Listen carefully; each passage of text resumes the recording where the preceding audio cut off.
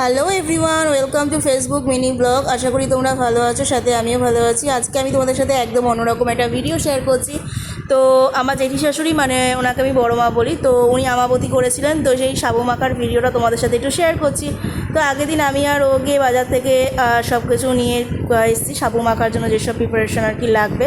তো এখানে বড় মা এখন সাবু মাখতে বসে পড়েছে আর এক এক করে সব কিছু দিয়ে দিচ্ছে। তো সাবুটা সকালে ভিজিয়ে রাখা হয়েছিল, আর সাথে এখন দুধ, নারকেল কোড়া, সাথে হচ্ছে সিঙ্গাপুরি কলা, কাজু কিশমিশ, পেন খেজুর, বেশি করে একটু চিনি, আর সাথে মাখা সন্দেশ, এইসব দিয়ে মাখা হচ্ছে। একটু বেশি করেই মাখা হচ্ছে, কারণ হচ্ছে একটু আশেপাশে কিছু মানুষদেরকে দিতে হয়, আর সাথে আমাদের রিলেটিভ কয়েকজনকেও দিই, তার জন্য একটু বেশি করে মাখা। আর এই প্রসাদটা কিন্তু সত্যি মার কৃপাতে সত্যি একদম দুর্দান্ত একটা স্বাদ হয়, খুবই সুন্দর লাগে খেতে, এটা খেতে খুব ভালো লাগে।